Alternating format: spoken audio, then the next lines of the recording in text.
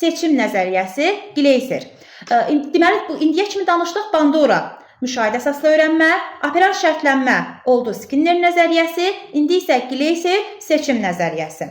Seçim nəzəriyyəsini müəllimlər elə çox uzatmadan sadə formada izah etsək, seçim nəzəriyyəsi onun nəzərdə tutur ki, biz ümumiyyətlə insan bütün davranışlarını, öz ehtiyaclarını ödəmək üçün özü seçir. Yəni burada heç bir şəxs günahkar deyil. Yəni heç kəs buna təsir göstərmir. Biz hər hansı bir hərəkət etmişiksə, hər hansı bir situasiyada müəyyən bir reaksiya vermişiksə, gələcəyimizlə bağlı, indimizlə bağlı bir qərar vermişiksə, bunların hamısını biz şuurlu və məqsəd yönlü şəkildə etmişik. Çünki o həmin andakı vəziyyətdən uyğun olaraq bizim seçimimiz bu yöndə olub. Heç kəs bizi heç nəyə məcbur etmir.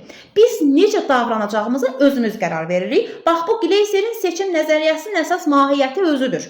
İndi müəllimlər, buradan biz keçirik artıq insanın ehtiyaclarına. Hansı ki biz qeyd etdik ki, biz reaksiya veririk nəyə qarşı? Qərar veririk gələcəyimizlə bağlı öz seçimimizdir. Və bu seçimləri öz ehtiyaclarımıza əsasən veririk. Hansı ehtiyaclardır bunlar?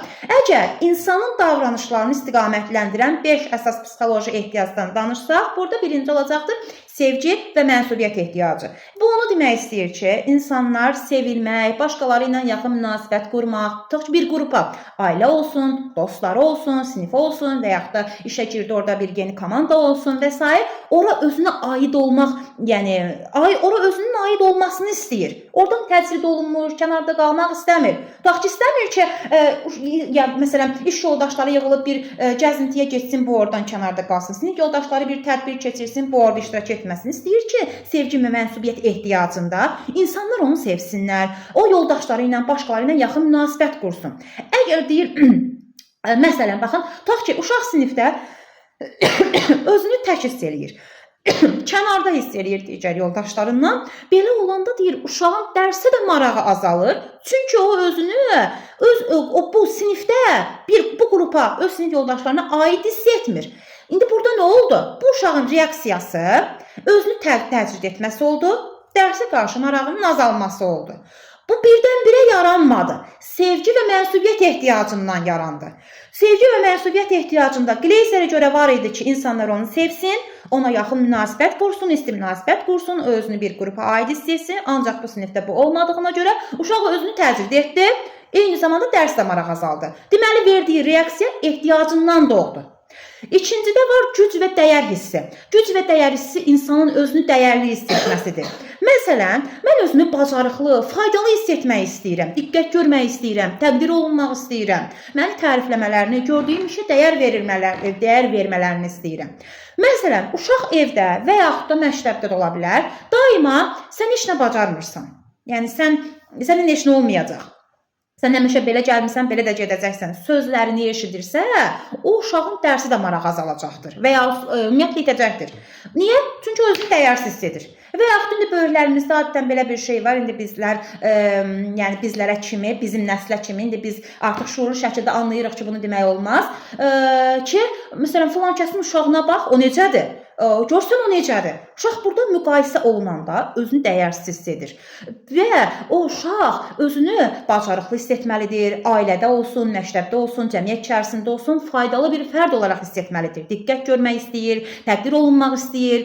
Bir sözlə, əgər uşaq zamanla özünü dəyərsiz hiss edirsə, bu onun verdiyi reaksiyadır. Bu reaksiya isə güc və dəyər hissindən, ehtiyacından doğdu, yarandı. Üçüncü ehtiyac olacaqdır azadlıq və seçim imkanı. İnsanlar öz qararını vermək istəyir, müstəqil olmaq istəyir. Bugünkü tədris metodunda da var şagird mərkəzli metod, hansı ki burada biz şagirdə müstəqillik və seçim haqqı veririk. Biz deyirik subyekt əlaqəsində şagird öz fikirlərini sərbəst şəkildə ifadə edə bilir. Niyə? O sinifdə avtoritar rejimdə özünü hiss etməyəcəkdir. Azaddır, müstəqil öz fikirlərini ifadə edə bilən tərəfdir. Əgər, məsələn, uşağa biz hər dəqiqə otur, nə bilim, qalx, sus, səs danışmaq istəyir, sakit dur, gözlə mən özüm deyəcəm nə vaxt danışmaq lazımdır, onu eləmə, bunu eləmə və s. Uşaq artıq narahatlıq hiss edəcək. Bu da, yəni artıq zamanla onda egoizm yaranacaq, itaətsizlik hissi yaranacaq. Belə olduqda da, deməli, əgər uşaq zamanla itaətsizlik göstərirsə, Gleiser nəzəriyyəsinə görə deməli, uşağın azadlıq və seçim imkanı nəzərə alınmamışdır və onun itaətsizlik kimi göstərdiyi reaksiyası azadlıq və seçim imkanından irəli gəlir. Yəni imkanına olan ehtiyacından, həmin ehtiyacın ödənilməməsindən irəli gəlir. Daha sonra əyləncə və zövq alma ehtiyacını nəzərdə tutaq. Deməli biz ümumiyyətlə kiçik yaşlı uşaqlarda, həmçinin insanları nəzərdə tutsaq, öyrənərkən və yaxud da ki, yaşayarkən həyatdan zövq almaq istəyirik, əylənmək istəyirik. Məsələn, uşağın hal-hazırda məktəbdə biz danışanda qeyd edirik, oyunlarla öyrənməsinə xüsusi önəm verilməlidir. Çünki məktəb o uşağın özünə sıxıldığı bir həbsxana deyil ki, özünü narahat hiss etdiyi. Uşağın mütləq maraq dairəsinə uyğun olan, onun əyləndiyi bir mühit olmalıdır ki, o sadəcə öyrənməyə yox, öyrəndiyini zövq ala öyrənməyə təşviq olunsun. Bir sözlə, əyləcə və zövq alma ehtiyacında uşağa biz mütəmadi olaraq, yəni bunu öyrənməlisən yox, əyləncəli şəkildə öyrənməlidir. Özü istəyərək, zövq alaraq öyrənməlidir. Məsələn, əgər biz dərsi, məsələn, kimya dərsidir və yaxud da kimya dərsinə danışaq, elə uşaq dərsə girir, uşağın heç bir məsələn, əylənməsinə, bir gülməsinə və s. imkan yaradılmır. Bu dərs bunun üçün sıxıcıdır. Uşaq başlayır zamanla dərsdən qaçmağa. O dərsə girmək istəmir. Amma həmin dərsi oyunlarla, tutaq ki, zarafatla, tutaq ki, maraqlı tapşırıqlarla öyrədəriksə, uşaq zamanla kimya fənnini də sevəcək. Orada iştirak etməyə həvəs göstərəcək. Bir sözdən, əyləncə və zövq alma ehtiyacından irəli gələrək, şagird dərslərdə davamlı şəkildə iştirak etməmək və yaxud da ki, iştirak etmək reaksiyası göstərə bilər. Sonuncu, sağ qalmaq və təhlükəsizlik ehtiyacı. Burada nəzərdə tutulur, fiziki və emosional təhlükəsizlik insan üçün hər zaman vacibdir. Əgər uşaq müəllimdən və ya evdə valideynindən qorxur, rahat şəkildə ağzını açıb bir söz deyə bilmir, səhv eləyib səhv eləməkdə, bəs əsir ki, bəs mən anam gəlib indi mənə nə eləyəcək, müəllim bəs məni danlayacaq, falan eləyəcək. Bu özünü bir sözlə təhlükəsiz mühitdə hiss etmir, həm fiziki, həm emosional cəhətdən. O zaman artıq bu başlayır, tutaq ki, zamanla tapşırıqları etmək istəmir və yaxud da ki, evdə bir hərəkət edəndə, yəni müxtəlif haldan hala düşür və s. özünü narahat hiss edir, təhlükəli hiss edir və s. Bir sözlə onun verdiyi reaksiyalar sağ qalmaq və təhlükəsizlik ehtiyacının ödənilməməsindən irəli gəlir və seçim nəzəriyyəsi Gleiser qeyd etdiyimiz hal-hazırda 5 ehtiyacdan danışır. Və biz müəllimlər olaraq əvvəlcə bilməliyik ki, biz uşaq nəyəsə reaksiya verirsə, ola bilər ki, onun tədris prosesində həmin ehtiyacı ödənilməyib, ona görə o reaksiyanı göstərir. Yəni, hər davranış, istər yaxşı davranış olsun, istər pis davranış olsun, ehtiyacı qarşılamaq üçün seçilmiş davranışdır. Başqalarını dəyişdirməyə çalışmaq yerinə biz öz davranışlarımızı dəyişsək daha faydalıdır. İnsanları cəzalandırmaq əvəzinə öz ehtiyaclarımızı anlamaq daha effektivdir. Bax bu, deməli, aid olacaqdır seçim nəzəriyyəsinin mahiyyətinə. Ondan da bir iki cümlə deyim, biz məktəbdə bəs müəllim olaraq və yaxud da ki, valideyn olaraq bu nəzəriyyədən necə istifadə edə bilərik? Yəni, necə toxuna bilərik bu nəzəriyyə? Məsələn, məktəbdə müəllim dərs zamanı uşaqlara seçim imkanı verir. Tutaq ki, deyir ki, bu günlərim, indi biz bundan dəfələrlə danışmışıq ki, onsuz da şagird yönümlülük prinsipinə əsasən şagirdə biz seçim imkanı veririk. Uşağa deyirəm, uşaqlar, bugün biz tapşırığı yazılı və yaxud da vizual, məsələn, pastellərlə təqdim edə bilərsiniz və yaxud da seçiminizdən asılı olaraq mənimsədiyiniz biliyi istədiyiniz formada təqdim edə bilərsiniz. Bu, onun seçim imkanı verilməklə azadlıq ehtiyacının ödənilməsinə yönəlir. Və yaxud da ki, dərsi əyləncəli və maraqlı hala gətirmək üçün uşağın marağını artırırıq, dərsi oyunlarla keçiririk. Bu zaman əyləncə ehtiyacının ödənilməsinə yönəlmiş oluruq. Və yaxud da şagirdlərin qrupda işləməsinə şərait yaradırıq. Bu zaman o uşaqlar özlərini hər biri özünü o mənsubliq ehtiyacını ödəyirik də ki, bir qrupa aid olmağı istəyirlər ki, onlar o sinifdə özlərini aid hiss etsinlər həmin qrupa. Və yaxud da ki, müəllim şagirdi hər zaman dinləyir, onu təhqir etmir, onun dəyərli olduğunu, bu sinifin belə tutaq ki, onun özünə məxsus bacarıqları olduğunu bildirir və uşağa hissetdirir ki, o həqiqətən də dəyərlidir. Bax, beləcə müəllimlər olaraq bizlər Gleiser'in seçim nəzəriyyəsində ehtiyacların ödənilməsinə doğru tapşırıqlar verəriksə, davranışlar göstərəriksə, Gleiser'ə görə şagirdi mənfi davranışlardan çəkindirmiş olacaq. Belə, bu da oldu Gleiser nəzəriyyəsi. Nəticə olaraq nə oldu? İnsanın davranışları təsadüfi deyil, onun arxasında ehtiyacları dayanır. ən sağlam şəkildə insanlara nəzarət etməyə çalışmaq yox, onların ehtiyaclarını anlamağa çalışmaqdır. Davranış dəyişməlidirsə, deməli bu dəyişiklik müəllim olaraq bizdən başlayır. Yəni istəyirik ki, şagird tutaq ki, sinifdə özünü təcrid hiss olunmasın. Deməli onun sinifdə bütün qrupa aid olduğunu, o qrupun o sinifdəki 21 şagirddən birinin də ona olduğunu, o sinifə aid olduğunu uşağa hiss etdirməliyik. İstəyiriksə uşaq bezməsin, dərslərdə mütəmadi iştirak etsin, həvəsli olsun. Deməli tutaq ki, oyunlarla keçməliyik. Bax bu oldu Gleiser seçim nəzəriyyəsi. Yəni bir də müəllimlər çalışın, dərsin sonuna qədər iştirak edəsiniz. Çünki kitab dili ilə çox çətin formadadır, yəni və ya çox çətin deməyim, çətin formadadır. Dərsdə iştirak edən zaman deməli siz daha sadə formada öyrənəcəksiniz. Mən elə gəlir hal-hazırda sadə formada öyrəndik də. İndi gəlin sizlə bir də keçdiyimiz Gleiser nəzəriyyəsinə nəzər yetirək, görək mahiyyət etibarilə nədən ibarət oldu. Samirə müəllim, Gleiser nəzəriyyəsinin mahiyyəti nə oldu indi? Yəni insan orada seçim haqqı verilir insanlara. Yox, müəllimə mahiyyətlə, yəni mahiyyət etibarilə, yəni nə dayanır, nə demək istəyir? Onun əsasında insan hər hansı bir davranış yerinə yetirirsə, onun seçimidir, öz həyatı ilə əlaqədar, özü seçim edir. İndi biz müəllim olaraq yaxşı nə etməliyik? Şagirdlərin ehtiyacının ödənilməsinə verilmiş tapşırıqlar verilir. Onları dərsə daha yaxşı cəlb edə bilərik, müsbət nəticə cəlb edə bilərik. Yəni Məsələn, uşaq bəli, hər hansı bir reaksiya verirsə, bunu özü istəyərək etmir. Deməli, biz onun ehtiyaclarını ödəmədiyimiz üçün o reaksiyanı verib, o davranışı göstərib. Sevinç müəllim, haradasınız? Sevinç müəllim, hansı ehtiyacları oldu uşağın? Məsələn, birini desən, əzbər lazım deyil, yadınızda qalan hansı oldu? Söz azadlığı. Bəli, məsələn, nəyi nəzərdə tutur burada? Nə edə bilərik ki, uşağın bu ehtiyacını ödəyək? Yəni, uşağın nə istədiyini dilə gətirməsi üçün ona şərait yaratmalıyıq da. Ki, o öz fikirlərini desin, nə istədiyini azad şəkildə, qorxmadan, çəkinmədən deyə bilsin. Bəli, seçim haqqı verməliyik şagird. Seçim haqqı, bəli. Bəli, doğrudur. Aysel müəllim, başqa nə var idi burada? Əyləncəni deyə bilərik ki, uşaqlar yalnızca dərslikdə onları görə bilər də. Arada dəyişiklik deyim, əyləncə deyim. Belə şeylərdə oyun da axtarırlar. Bəli. Daha maraqlı hala gətirməliyik. Zövq alaraq öyrənməlidirlər. Yalnız yəni quru öyrənmə yox, zövq alaraq, əylənərək öyrənməlidirlər ki, onların əyləncə ehtiyacı ödənilmiş olsun. Doğrudur. Könül müəllim, başqa? Sevgi və mənfiyyət var idi. Yəni həm sevilməkləri hiss eləməkdən də məsələn qrup daxilində, yəni bir qrupa, bir yerə mənsub olduğunu hiss eləməliyik. Tək qaldıqlarını hiss eləməliyik. Aysa. İndi biz nə etməliyik? Məsələn, nə edə bilərik ki, sevgi və mənsubiyyət ehtiyacını ödəmiş olaq? Yəni məsələn, müəllim şagirdlər arasında fərq qoymamalıdır. Sevgi, yəqin ki, ondan hiss edilə bilər. Bir şagird sinifdə sevilmədiyi hiss eləməməlidir. Ya da ki, məsələn, deyək, qrup işi çıxdaşı olunmamalı, zəif belə olsa çıxdaşı olunmamalı. Bəli, doğrudur. Müəllim tərəfindən sevildiyini, yəni o həmin sinifin bir nümayəndəsi olduğunu hiss etməlidir. Doğrudur. Bəli, özünü təcrid olunmuş hiss etməməlidir. Yaxşı. Lalə müəllim, Əhmədova, başqa nə qaldı?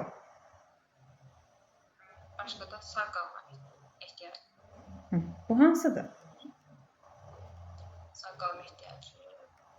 Şagirdlər təhlükəsiz şəraitdə təhsil almaq istəyirlər. Hansı təhlükəsizlikdir ki bu?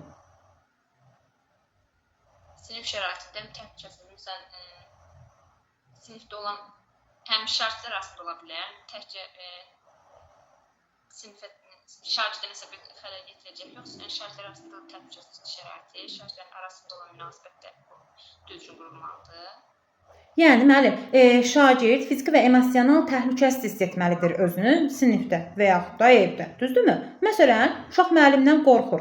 Səhv edib tapşırığı səhv yerinə yetirib, yenə də qeyd edirəm, düməyə çəkinir ki, bəs müəllim hamının qarşısında bunu danlayacaq bu uşağı. Belə olanda o özünü emosional cəhətdən təhlükəsiz hiss edəcəkmi? Əlbəttə ki, xeyr. nə etmək lazımdır? Tutaq ki, biz əvvəlki dərslərimizdə də qeyd etmişdik. Uşaq səhv edirsə, səhvin uşağa, yəni sadəcə olaraq öyrənməsi üçün bir pilləkən olduğunu deməli formalaşdırmaq lazımdır. Uşaq səhv edibsə onu danlamaq olmaz. Eyni zamanda səhv edibsə, əksinə bir səhv edəcək, iki səhv edəcək, sonunda düzgün nəticəyə gələcək yaxşılamaq lazımdır və uşaq səhv etməkdən qorxmamalıdır sinifdə. Belə olduğu halda biz uşağın sağ qalmaq ehtiyacını ödəmiş olacağıq. Başqa da qaldı mı? Məncə qeyd etdik. Sağ qalmağı qeyd etdik, əyləncə ehtiyacını qeyd etdik, azadlığı qeyd etdik, sevgi və məsuliyyəti qeyd etdik, güc və dəyər hissi. Zeynəb müəllim nədir?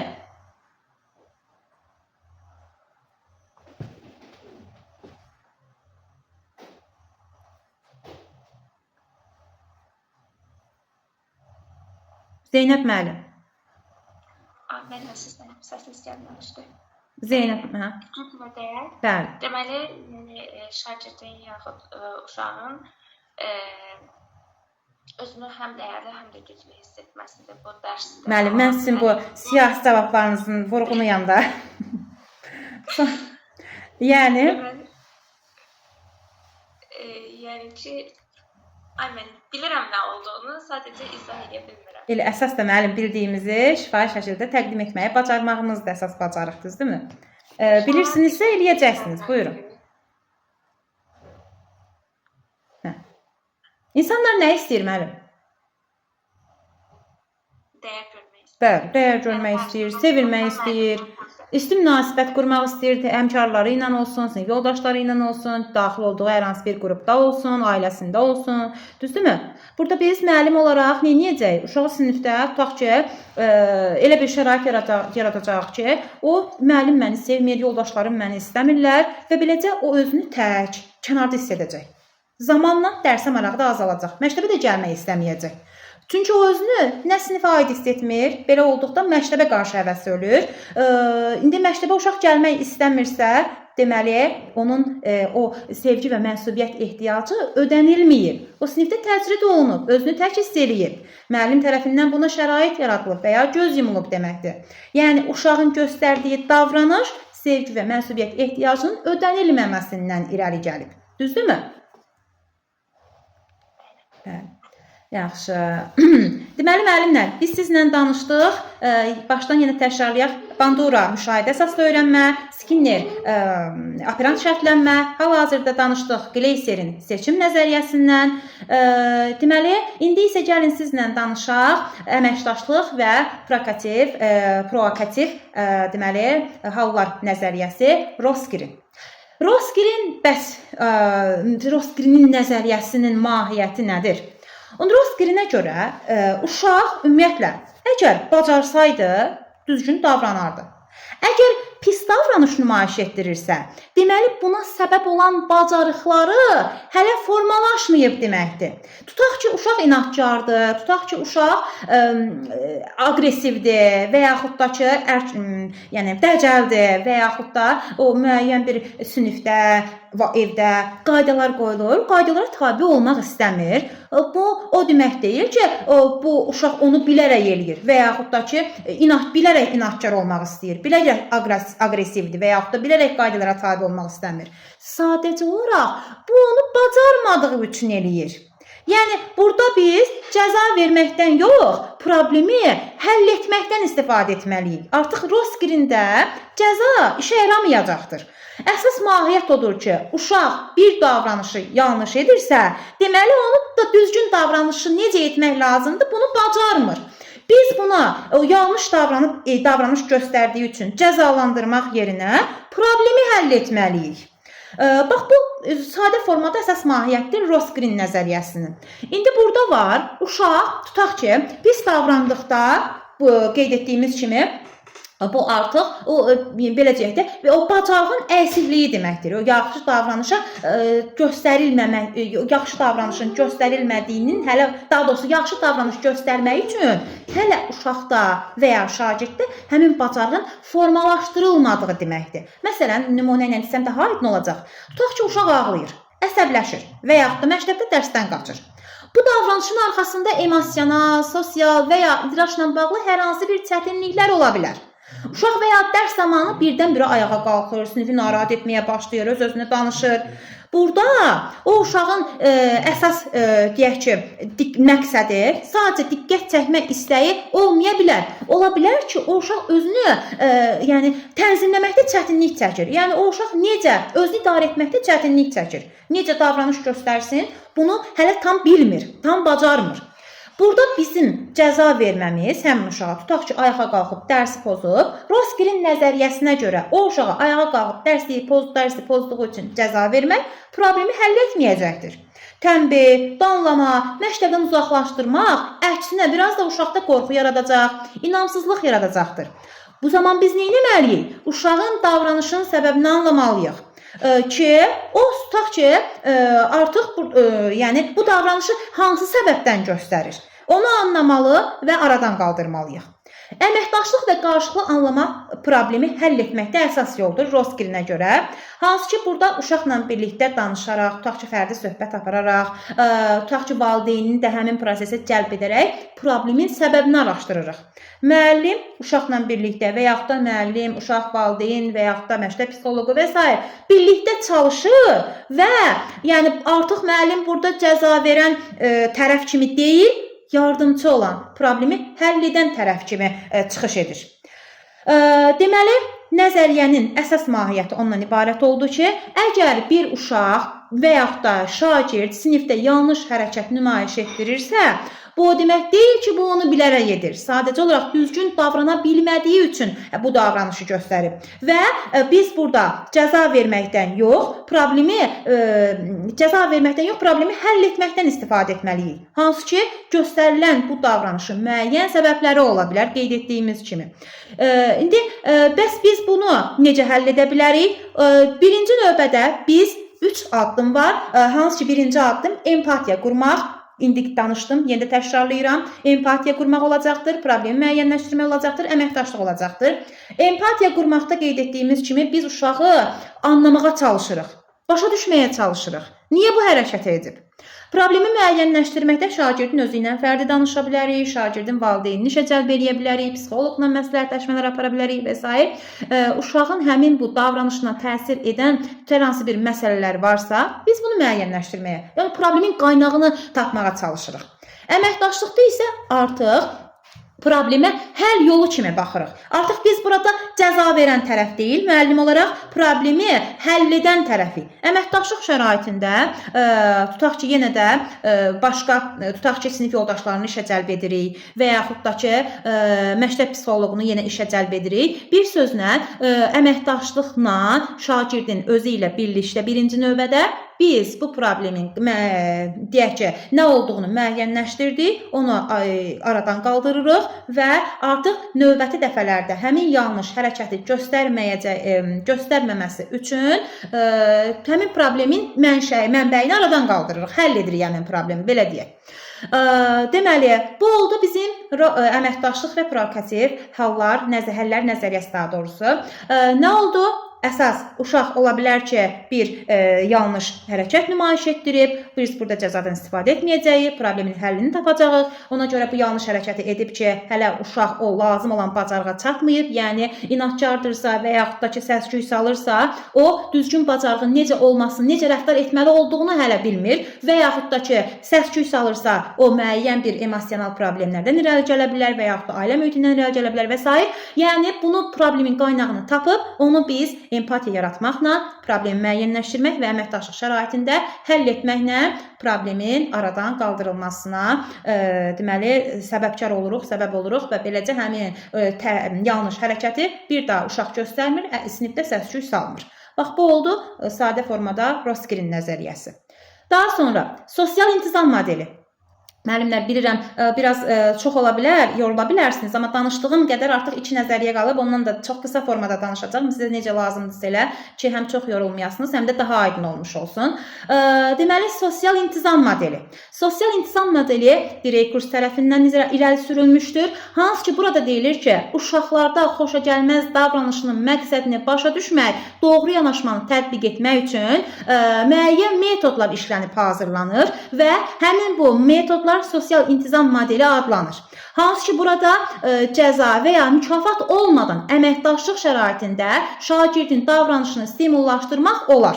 Tutaq ki, onun diqqətini cəlb etməklə, tutaq ki, güc nümayiş etdirmək olsun, qisas almaq olsun, eyni zamanda çarəsizlik hissi və ya imtina hissindən irəli gələn davranışları burada nəzərdə tutulur. Daha sadə formada qeyd etsəm, deməli, Dreyfus nəzəriyyəsində, məsələn, belə deyək də, burada əsas məsələ ondan ibarətdir ki, şagirdi belə deyək, əməkdaşlığa yönəltmək əsas məsələdir. Şagirdləri biz əməkdaşlığa yönəldirik və beləcə o sosial qrupda artıq onun ehtiyacları var və Dreyfus nəzəriyyəsində insanın pis davranışlarının əsas səbəbi elə onun özünü müəyyən bir sosial qrupa aid olmama hissi ilə əlaqələndirilir. Uşaq yanlış bir davranış göstərirsə, deməli o uşaq bu sinifdə özünü, tutaq ki, sinifdən təcrid olunmuş hiss edir. Özünü sinifə aid hiss etmir. Və yaxud da ki, belə deyək, məsələn, yəni belə deyim də, məsələn, daha sadə formada, tutaq ki, uşaq diqqət çəkmək istəyir, biraz əvvəldə deyim kimi, və yaxud da ki, öz gücünü nümayiş etdirmək istəyir, qisas almaq istəyir. Bunu qisas almaq üçün mənfi davranış göstərə bilər. Diqqət çəkmək üçün mənfi davranış göstərə bilər. Biz necə ki, Roskirində qeyd etdik ki, cəzalandırmaq yerinə problemi həll etmək lazımdır.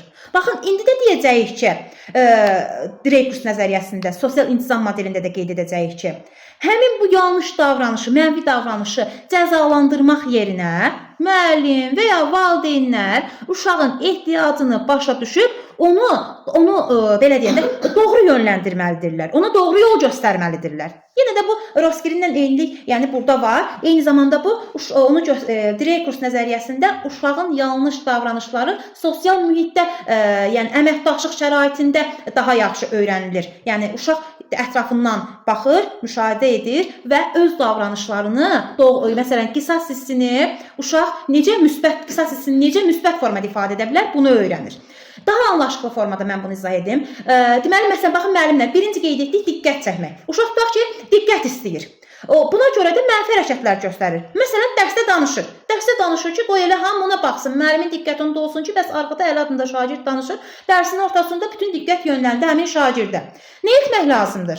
Ona burada adlanlamaq, qışqırmaq, nə bilim, cəza vermək yerinə pozitiv yolla diqqət göstərmək lazımdır. Məsələn, o uşaq danışırsa, ona tutaq ki, qrup zamanı lider edə bilərik və yaxud da ki, ona bir tapşırıq verə bilərik. Yəni, ona göstərdiyimiz diqqət artıq cəza verməklə yox, pozitiv yöndə oldu.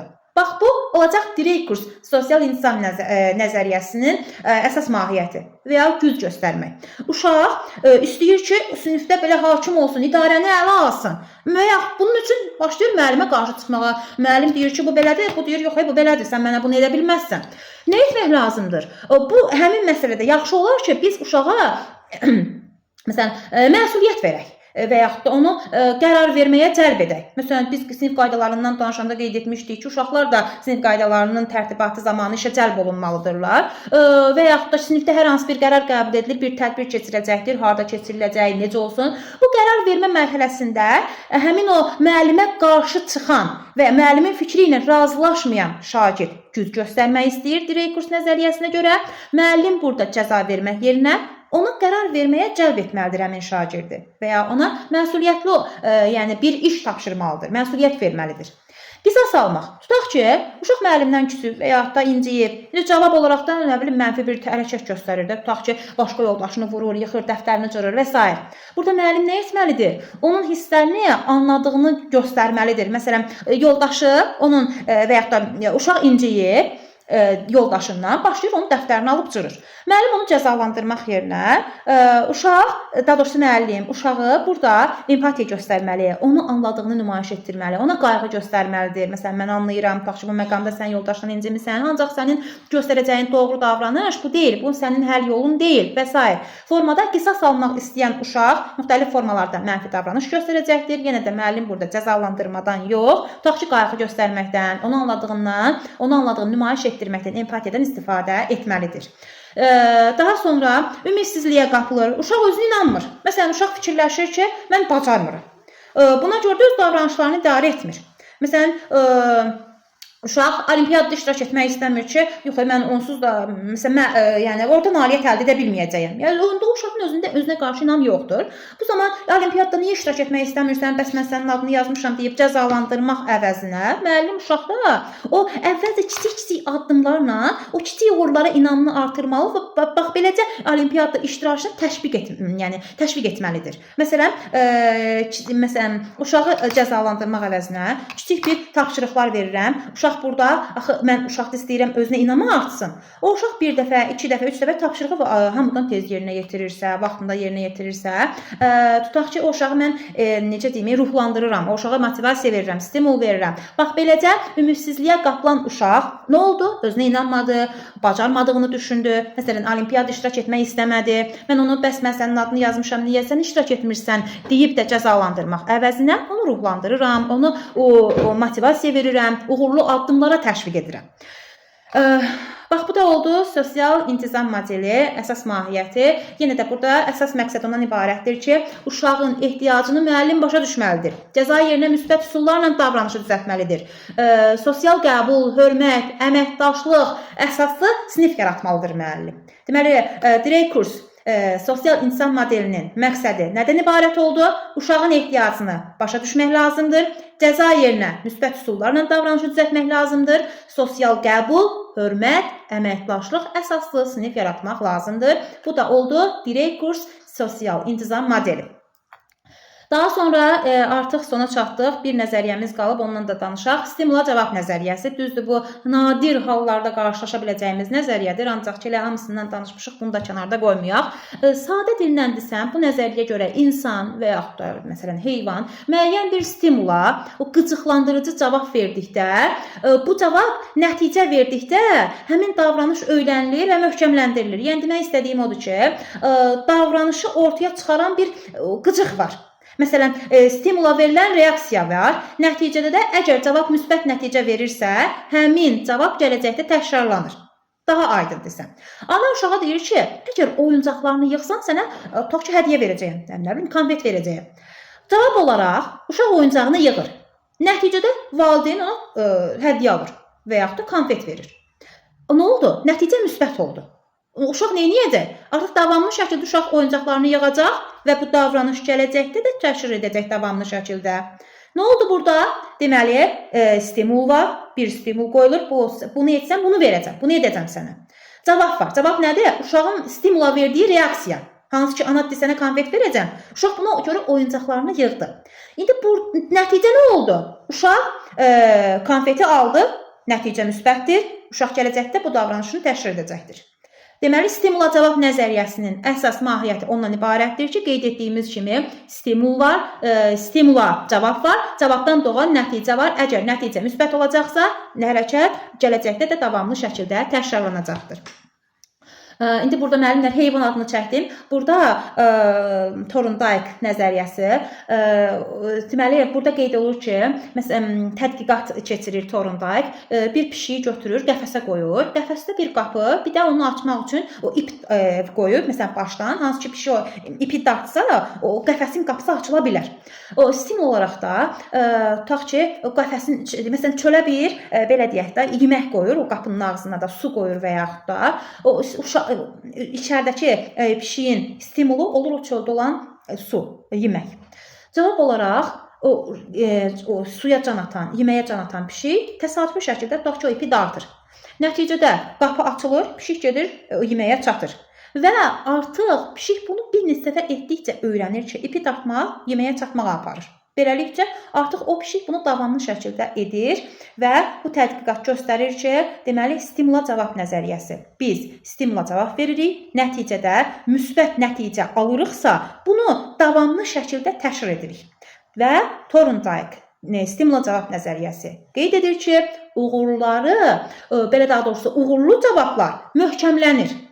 Uğursuzlar isə tədricən sönür. Yəni hal-hazırda məsələn uşağa anası konfet verdi, uşaq bunu davamlı şəkildə etdi. Amma məsələn uşaq oyuncağını yığanda ana konfet verməsəydi, bu uşaq üçün uğursuz bir nəticə olacaqdı və artıq növbəti uşağın oyuncaqlarını dağıtması halında uşaq bu halı təkrar etməyəcəkdi. Bax bu da oldu. Thorndike stimula cavab nəzəriyyəsi sadə və aydın şəkildə mahiyyət etibarilə nədən ibarət olduğu. Belə.